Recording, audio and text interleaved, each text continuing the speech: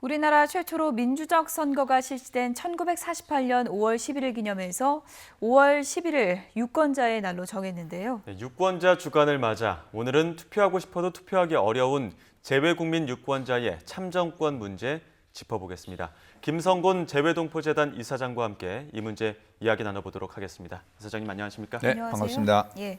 아무래도 코로나 때문에 지난 네. 총선 때도 재외국민 투표를 상당히 좀 저조할 수밖에 없었는데요. 그렇습니다. 네.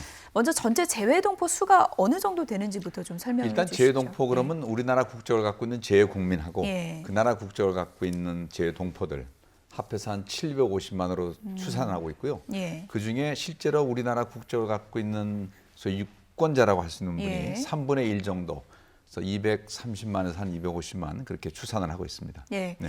아무래도 용어가 좀 혼용해서 쓰이는 게 있는 것 같아요. 재외국민, 재외동포도 재외동포. 좀 혼용해서 쓰일 수 있는 것 같고. 좀 그렇죠. 그러니까 해외에 산다고 해서 다 투표할 수 있는 건 아니잖아요. 그러니까 우리나라 기준이 국적을 어떻게 갖고 되나요? 있는 사람, 우리나라 예. 여권을 갖고 있는 분들은 이제 투표를 할 수 있죠. 그 예. 숫자가 한 230만 내외 정도 됩니다. 그러니까 코로나 사태로 좀 변화가 있나요? 코로나 때문에 지금 우리 국내에 들어와 있는 유학생들 또 주재원들 또 비즈니스 하시는 분들 해서 상당히 많이 들어와 있다고 그래요. 정확한 숫자는 파악하기가 좀 쉽지 않습니다만은 예. 모르긴 해도 한 2, 30만 정도는 들어와 있을 겁니다. 지금 국내에. 네.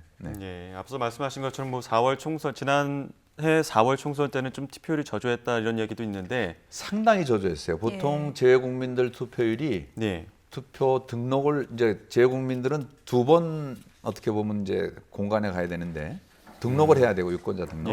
예. 그다음에 이제 또 투표일이 가까우면 또 투표를 해야 되는 이제 그런 두 번의 과정을 거치는데 등록 대비 투표율이 보통 대선 경우에는 한 7, 80%까지 올라가고 예. 또 총선 경우에도 한 50% 이렇게 되거든요. 예. 근데 지난번 총선 때는 23.8% 그러니까 평소에 절반도 채 안 되는.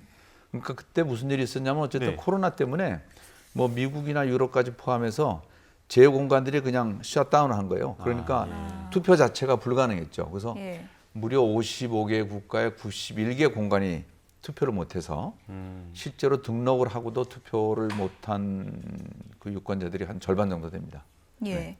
내년에는 이제 또 중요한 대선이 있잖아요. 그때까지 그렇죠. 코로나 사태가 국가마다 좀 다르긴 하겠지만 네. 계속 된다고 봤을 때 네.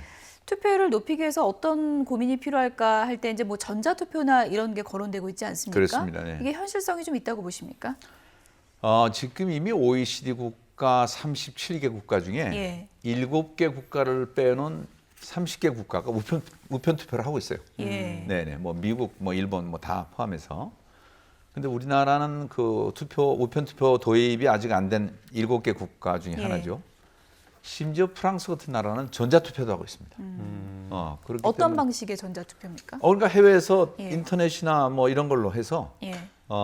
우리나라 중앙선관위에도 제가 가서 물어보니까 기술적으로는 우편투표, 전자투표가 다 가능할 수 있도록 지금 준비는 돼 있다는 거예요. 그러니까 여야가 사실 합의만 하면은 예. 예. 전자투표까지도 사실 불가능한 건 아니죠. 기술적 준비도 돼 있고 어떤 다른 절차들도 충분히 이루어진다면 이런 제도도 활용이 될 것 같은데 네. 이렇게 제도 도입을 위해서 지원책 같은 것들은 현실적으로 어떤 것들이 필요하다고 보십니까? 그러니까 일단은 법이 바뀌어야 돼요. 이게 선거법이 바뀌어야 되는데 선거법이라는 건 이제 여야가 합의를 해야 되거든요.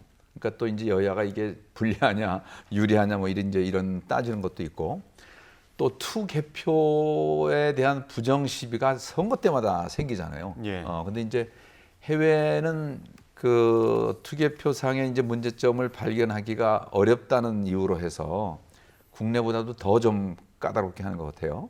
우리나라는 투표 한 장만 어디 잘못 빠져나가도 이게 크게 문제가 되니까. 예. 예. 그런데 어쨌든 선관위로서는 어쨌든 가능은 하다. 그래서 사실 내년 선거 때 전면적 도입은 안 돼도 일단 시험 케이스로 몇 개 지역에 한번 해보자. 예. 이런 지금 논의는 되고 있는 걸로 제가 알고 있습니다. 뭐 내년 대선 때는 이제 투표율이 어느 정도 나올 수 있을지 앞으로 또 이제 지원책이 잘 마련돼야 되는 부분도 남아 있는데 끝으로 뭐 재외국민 한 표 한 표가 다 소중한 거고 권리도 당연히 이제 행사해야 되는 부분인데요. 재외국민 선거권이 어떤 의미가 있고요. 그리고 이제 재외국민들께 당부하고 싶으신 말씀 있으시면 어떤 게 있는지 좀 짧게 부탁드립니다. 그러니까 이게 그 표가 있는 곳에 예산과 정책이 따라가는 거거든요. 그럼 재외국민이 250만이라고 하면은 우리나라 광역 단위의 인구입니다. 그렇다면 프랑스 같은 데는 심지어 해외 선거구도 있더라고요. 해외에서 직접 뽑는 그런 만큼 예산도 지금 우리 재단의 예산이 한 600억 정도예요. 근데 뭐 광역 단체는 몇 조가 나가지 않습니까? 그래서 사실 재외국민들에 대한 예산 또 여러 가지 시스템이 앞으로 좀 많이 보강돼야 되고 또 그러기 위해서는 또 재외국민들이 더 열심히 참정권에 투표를 이제 열심히 해주셔야 되고 그리고 하나 좀 이 기회에 제가 말씀드리고 싶은 것은 지금 재외국민들이 제일 많이 하는 얘기 중에 하나가 해외에서도 백신 다 맞았는데 2번씩이나 맞았는데 왜 국내 들어가면은 그 자가격리 면제 안 해주느냐 이런 얘기를 굉장히 많이 하시는데 저희가 뭐 재외국민을 차별해서가 아니고 그 해외에서 똑같은 백신을 맞았다 하더라도 그 거주국하고 우리나라하고 이게 그 양자 협의를 해서 그 양국 간에 체결이 돼야 됩니다. 그게 돼야지만 되고 또 해외에서 맞았다는 그 증명이 우리나라에서도 완벽하게 이제 증명이 돼야지만 방역 당국으로서는 지금 뭐 각종 변이 바이러스도 생기고 그렇기 때문에 그런 절차가 좀 필요한데 어쨌든 지금 우리 정부 당국에서도 가급적 좀 빠른 시일 내에 이건 뭐 외국인이나 재외동포나 똑같습니다. 백신을 맞았을 경우에 그리고 그것이 완전히 증명이 되면은 또 양국 간의 협의가 되면은 그 자가격리 면제를 이제 하여튼 좀 완화 내지는 면제할 수 있도록 그 검토를 하고 있는 것으로 제가 알고 있습니다. 뭐 코로나19라는 뭐 긴 터널을 지나고 있기 때문에 대선까지 뭐 긴 시간이 남아 있는 건 아니지만 그렇습니다. 말씀하신 자가격리 문제나 법적인 부분 이런 부분이 좀 단시간 내에 좀 지원책이 마련됐으면 하는 바람입니다. 지금까지 김성곤 재외동포재단 이사장이었습니다. 고맙습니다. 네, 감사합니다.